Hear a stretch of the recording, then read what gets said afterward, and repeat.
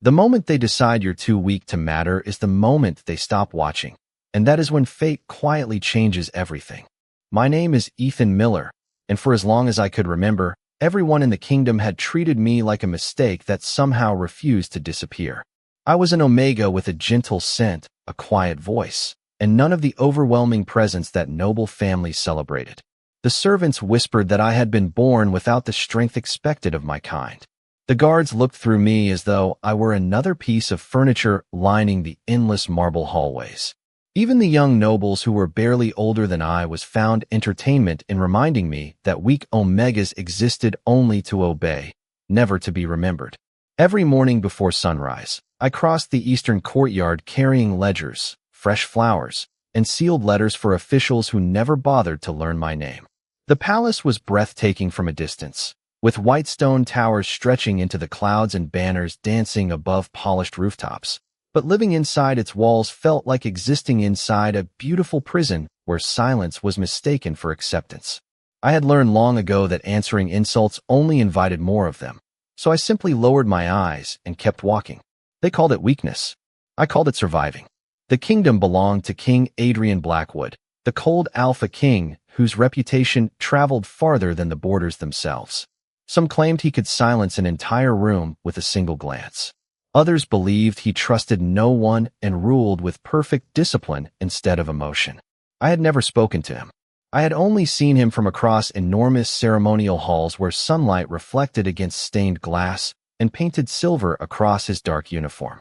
To someone like me, the king might as well have been a distant mountain, impossible to reach and impossible to understand. On the morning everything changed, the palace prepared for the annual gathering of noble houses. Elegant carriages rolled through the front gates one after another, while musicians rehearsed in the grand ballroom. Every servant rushed from room to room, trying to create an illusion of effortless perfection. I balanced a polished tray of crystal glasses as I crossed the central corridor, reminding myself not to stumble. One mistake was all it took for people to remember my existence, and never for the right reason. "Move aside," a sharp voice ordered behind me. Before I could react, one of the young noble Omegas brushed past my shoulder just hard enough to throw me off balance. The tray slipped from my hands, and although I caught it before anything shattered, a few drops of sparkling cider splashed across the polished floor. Laughter echoed through the corridor. "Look at him," another noble said with an amused smile. "Even carrying glasses is too difficult for the weakest Omega in the kingdom." Their words spread faster than the spilled drops. Servants avoided looking at me, afraid that sympathy alone might become another reason to be mocked. I quietly knelt to wipe the floor, pretending their laughter no longer reached me.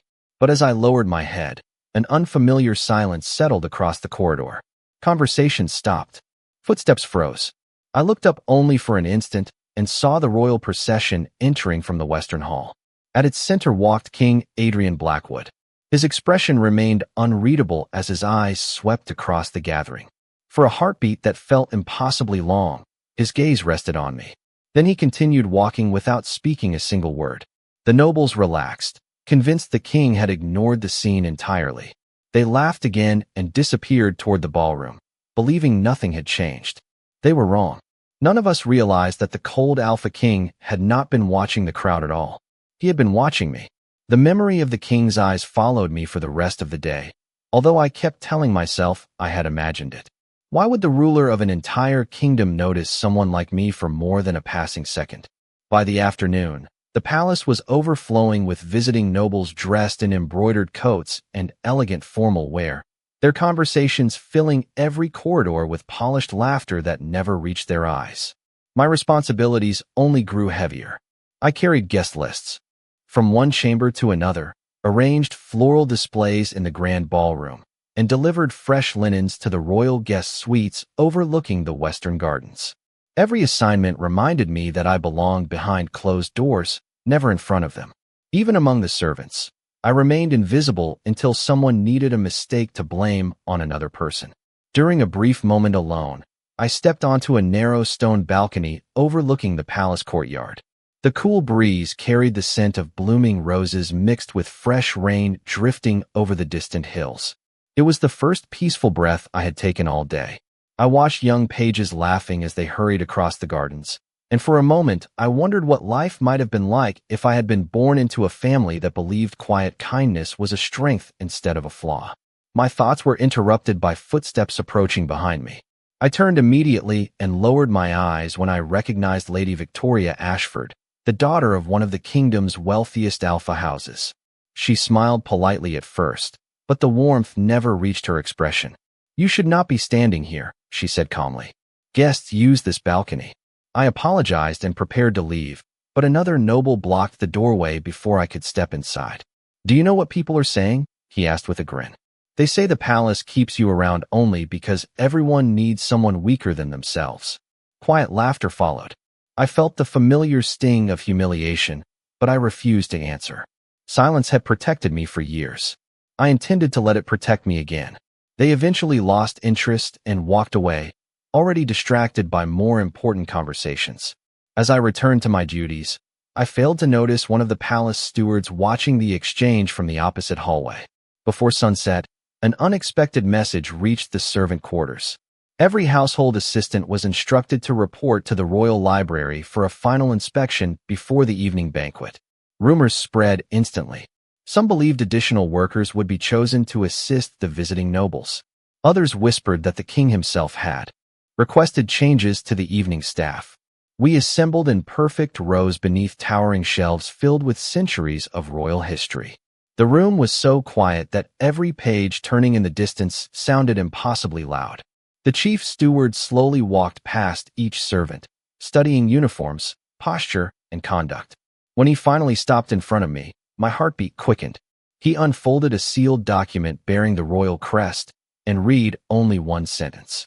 "By direct order of His Majesty, Ethan Miller will serve inside the grand ballroom this evening." A wave of surprise moved through the room.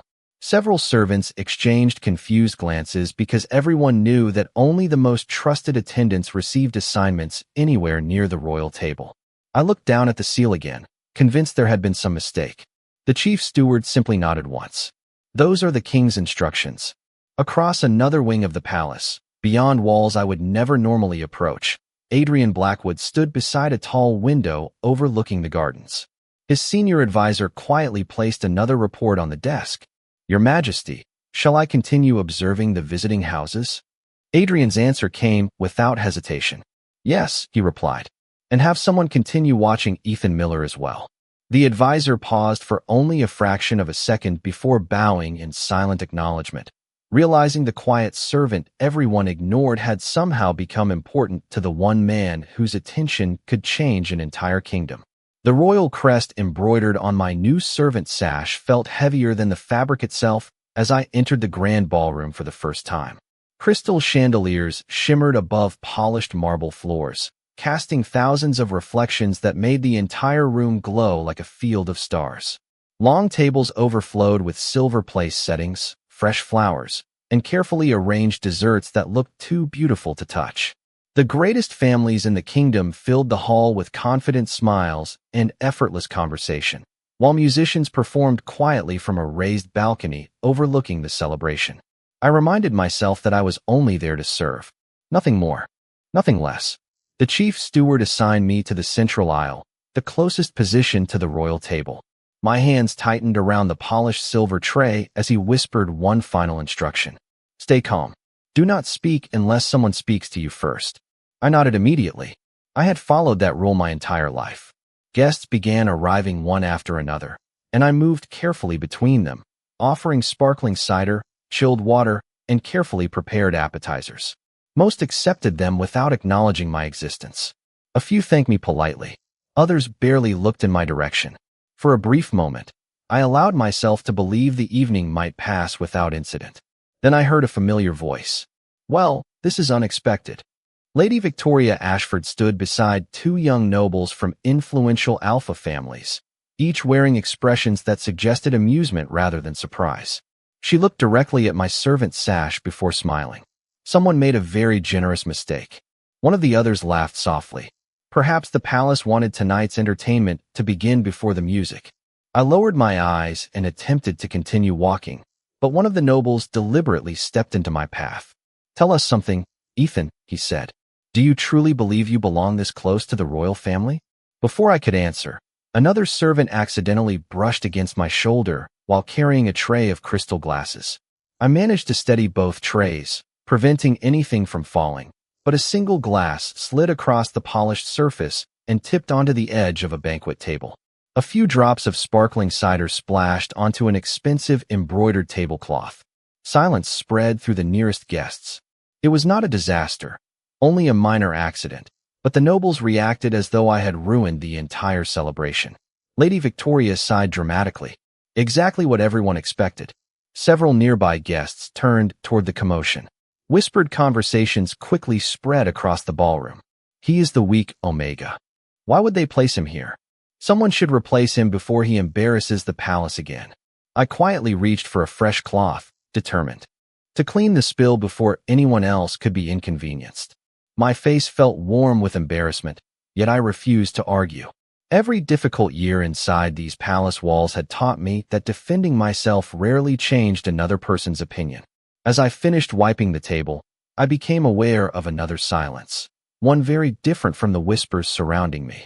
The musicians had not stopped playing, but every noble suddenly straightened their posture. I slowly lifted my head. King Adrian Blackwood had risen from his seat at the royal table. Without haste, he descended the short staircase leading into the ballroom. Every conversation faded as he walked across the marble floor with calm, measured steps. No one could tell where he was going. The nobles standing around me confidently assumed he had noticed the disturbance because of the spilled drink. They stepped aside, expecting me to receive a public reprimand. Instead, Adrian stopped only a few feet away. His silver eyes rested briefly on the damp tablecloth before meeting mine. His expression remained impossible to read. Then, in a calm voice that carried effortlessly through the silent ballroom, he asked only one question. "Ethan Miller, did anyone ask whether you were all right?" No one answered the king's question. The silence that settled over the grand ballroom felt heavier than the marble walls surrounding us. I looked down at the folded cloth still resting in my hands, unsure whether I was even expected to speak. Finally, I took a slow breath. "No, Your Majesty," I replied quietly. No one asked. Adrian Blackwood held my gaze for another long moment before looking toward the nobles gathered around us. His expression never changed, yet the atmosphere shifted as though the room itself had grown colder. "Interesting," he said in an even voice. "A servant prevents an accident, cleans the floor himself, and becomes the subject of ridicule instead of concern." No one dared interrupt him. Lady Victoria lowered her confident smile, suddenly uncertain of herself. The young alpha who had mocked me only moments before straightened his posture and avoided looking directly at the king. Adrian did not raise his voice. He simply continued, "Courtesy is the first lesson taught to every noble child in this kingdom. It appears some lessons have been forgotten." A quiet murmur spread through the ballroom. It was not outrage. It was surprise. Never before had anyone seen the king comment on something so small during a formal gathering. He turned toward the chief steward. "Replace the tablecloth," he instructed calmly. "The banquet will continue as planned." Then, without another word, he returned to the royal table. The entire exchange lasted less than 2 minutes, yet it changed the mood of the evening completely. The nobles who had laughed at me moments earlier suddenly found other conversations to occupy themselves. Some guests even nodded politely as I passed with fresh trays, unsure whether ignoring me was still the safest choice. I did not understand what had happened. I only knew that the king had not humiliated anyone, had not praised anyone, and yet somehow reminded every person in the room that dignity belonged to everyone, regardless of rank. The banquet continued late into the evening. Candlelight reflected across polished silver, while musicians filled the hall with soft orchestral melodies. I focused on my duties, serving guests with the same quiet care I always had. Yet every so often, I felt an unfamiliar sensation, as though someone were observing me from across the room. Once, while refilling crystal glasses near the royal table, I allowed myself a brief glance upward. Adrian was listening to an ambassador describe trade routes along the northern coast, but for the briefest instant his eyes shifted toward me before returning to the discussion without the slightest change in expression. I quickly lowered my gaze, convinced I had imagined it again. After midnight, The final guest departed beneath rows of glowing lanterns. The palace gradually returned to its usual silence. Exhausted, I carried the last empty serving tray back through the western corridor toward the servant quarters. My shoulders ached after hours of walking across polished stone floors, but there was comfort in knowing the evening had ended without disaster. As I reached the supply room, the chief steward called my name. Ethan. I stopped immediately. He handed me a sealed envelope stamped with the royal crest. My heartbeat quickened. His Majesty has issued another assignment, the steward said. Beginning tomorrow morning, you will report directly to the royal archives. The order came from the king himself. No explanation was provided. I stared at the seal, unable to understand why the ruler of the kingdom would suddenly transfer an unnoticed palace servant to one of the most restricted areas in the castle. Across the palace, standing alone inside his private study, Adrian closed a thin report prepared by his advisors. Every page listed noble families, political alliances, and financial records. Only one handwritten note had been added at the bottom. Ethan Miller remained calm despite repeated humiliation. Adrian looked out through the tall window toward the sleeping palace grounds and quietly said to himself, "Kindness that survives hardship is far rarer than strength that seeks attention. Let us see who he truly is when no one realizes the test has already begun." The royal archives occupied the oldest wing of the palace, a place most servants only heard about in whispers. Thick stone walls kept the rooms cool even during the warmest days of summer, and towering shelves stretched nearly 40 feet toward painted ceilings where the history of the kingdom had been preserved for generations. I reported before sunrise exactly as instructed, expecting another steward to greet me. Instead, an elderly librarian named Harold Whitmore welcomed me with a gentle smile that immediately felt different from the cold indifference I had grown accustomed to. "We value careful hands more than quick ones here," he said. "Books remember every careless touch." His words stayed with me throughout the morning as he patiently explained how to clean centuries-old records, organize royal correspondence, and restore damaged bindings using delicate tools. Nobody hurried me. Nobody laughed when I asked a question. For the first time since entering the palace years earlier, I worked in a place where silence felt peaceful instead of lonely. The hours passed quietly as sunlight filtered through tall stained glass windows, painting soft colors across polished wooden tables.